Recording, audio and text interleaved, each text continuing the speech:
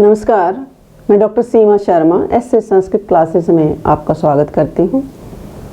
निदर्शना अलंकार करते हैं। क्वेश्चन क्या दिया है मम्मट ने इनका, इस अलंकार का, अभवन वस्तु संबंध उपमा परिकल्पकः, अभवन वस्तु संबंध उपमा परिकल्पकः निदर्शनम। अर्थात वस्तुओं या वाक्यार्थों या पदार्थों के ऐसे संबंध जो भले ही अनुपपन हों किंतु अंत में उपमान उपमेय भाव में परिणत हो जाएं, वो क्या होता है? निदर्शना अलंकार होता है। यानी असंभव, जो असंभव बात है जब उसकी उपमा दी जाती है तो वहाँ निदर्शना अलंकार होता है। तो ऐसे संस्कृत चैनल पर यदि आप नए हैं तो चैनल को लाइक, सब्सक्राइब और अपने साथियों में शेयर जरूर करें। यदि किसी वीडियो को आपकी डिमांड है तो उसको भी सजेशन बॉक्स में, कमेंट बॉक्स में जा कर के लिख सकते हैं, पॉइंट आउट कर सकते हैं। यदि आप कुछ सर्च करना चाहते हैं तो जो भी टॉपिक सर्च करना चाहते हैं उसके साथ एसएस संस्कृत लिखें तो निश्चित रूप से वो टॉपिक आपको सारा आपके सामने आ जाएगा। और प्लेलिस्ट भी मैंने पीछे तैयार की हुई है, उस प्लेलिस्ट में जाकर के भी आप जो भी वीडियो देखना चाहते हैं, संधि या समास या कारक या छंद वगैरह, तो जो भी देखना चाहते हैं प्लेलिस्ट के माध्यम से भी आप देख सकते हैं। तो उदाहरण करते हैं। मम्मट ने इस अलंकार का उदाहरण क्या दिया है कि क्वा सूर्य प्रभुवो वंश का च अल्प विषयमति तितीर्षु दुस्तरम मोहाद उडुपेन अस्मि सागरम। तो कालिदास के रघुवंश के प्रथम सर्ग से ये लिया गया है। प्रस्तुत पद ये जो है पद जो है हमारा है रघुवंश के प्रथम सर्ग से लिया गया है।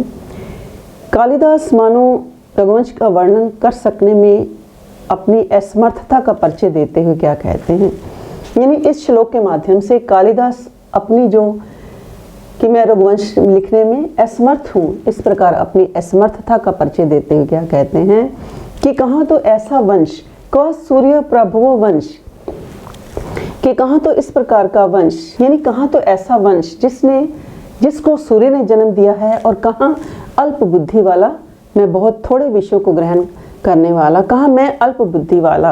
यानी कालिदास क्या कहते हैं कि कहाँ तो ऐसा वंश जिसने क्या है कि सूर्य को जन्म दिया है, और दूसरी ओर क्या है कि मैं अत्यधिक अल्प बुद्धि वाला। तो वो कवि क्या कहते हैं कि रघुवंश की रचना तितीर्षु दुस्तरम मोहाद उडुपेन अस्मि सागरम, कि रघुवंश की रचना मेरे लिए किस प्रकार की एक चुनौती है, यानी रघुवंश की रचना करना मेरे लिए क्या है, इस प्रकार की एक चेष्टा है कि मैं मानो अज्ञानवश छोटी सी नाव लेकर कठिन समुद्र को पार करना चाहता हूँ। तो क्या कहते हैं कालिदास इसमें अपनी असमर्थता दिखा रहे हैं कि इस प्रकार पदार्थों में इस प्रकार का जो संबंध है भले ही अनुपन्न हो किंतु अंत में क्या है उपमान उपमेय भाव में परिणत हो जाया करता है।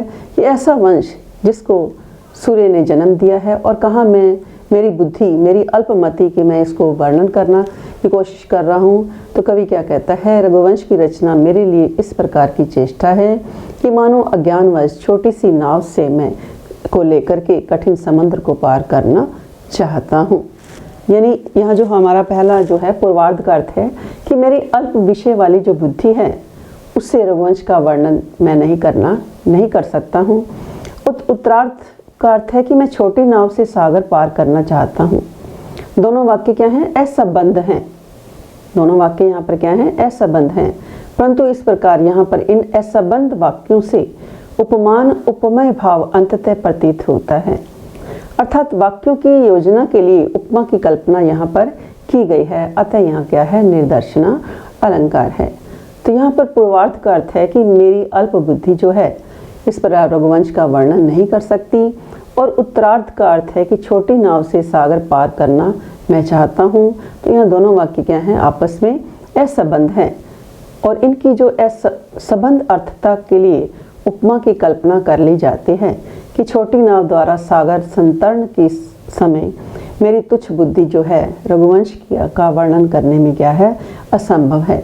इस प्रकार यहाँ जो उपमान उपमेय भाव अंततः प्रतीत होता है तो उससे हमें क्या लगता है कि ये निर्दर्शना का उदाहरण है। निर्दर्शना का मतलब स्पष्ट ही है कि उदाहरण, कि जब हम किसी की जो उपमा कर रहे हैं, किसी की तुलना कर रहे हैं कि कहाँ तो सूर्यवंश में उत्पन्न होने वाले भगवान राम और कहाँ अल्प बुद्धि वाला मैं। इस प्रकार क्या है कि मेरी उस प्रकार की स्थिति है कि जैसे कोई छोटे से छोटी नाव के द्वारा क्या है समुद्र को पार करना चाहता है। तो धन्यवाद, आज के लिए इतना ही। धन्यवाद। जय हिंद, जय भारत।